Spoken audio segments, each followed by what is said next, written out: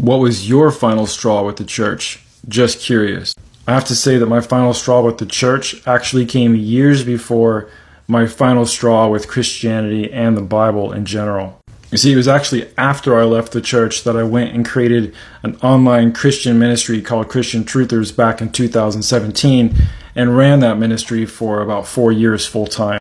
And I actually did this because I left the church and because I truly believe that the Church of Jesus Christ that exists in America today was just watered down, weak, and not honest. But my final straw with the church came after my wife and I became extremely zealous, extremely on fire for Christ, for the Lord, and started reading the Bible pretty much all day, every day for weeks and months. And we started looking for a congregation locally that we could fit into.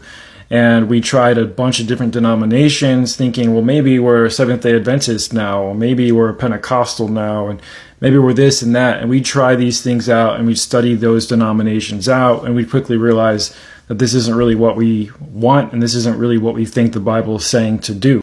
The last church that we actually tried was a Reformed Baptist church. And by the way, we were both raised Presbyterian, so we were really heavy on Calvinistic doctrine. So we went to a Reformed Baptist church, and that was the last church I ever actually went to. And this is all the way back in 2016.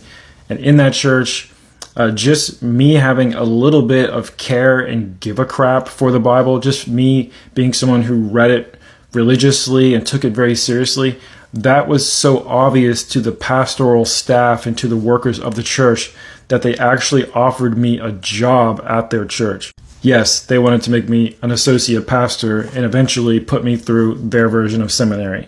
And oddly enough, them wanting to do that is one of the final straws that had me leave the church, because I realized that there were so many people leading this church, so many pastors, in-reach pastors, associate pastors, youth pastors, etc., who had done less work and had less understanding of the Bible than I did, and I just did it on my own free time with my own study for a few years.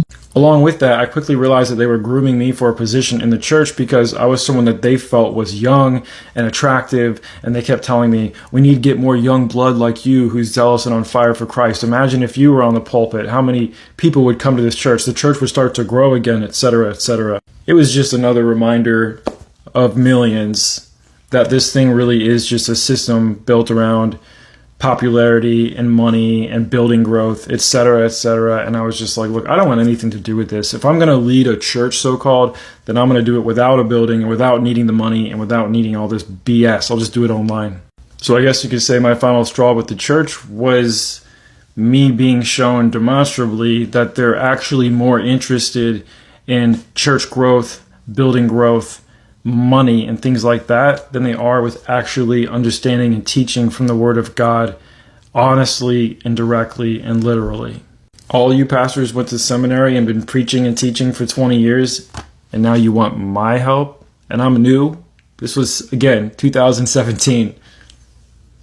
I guess it just reminded me that this is really more a cult of personality than it is a cult of Jesus Christ.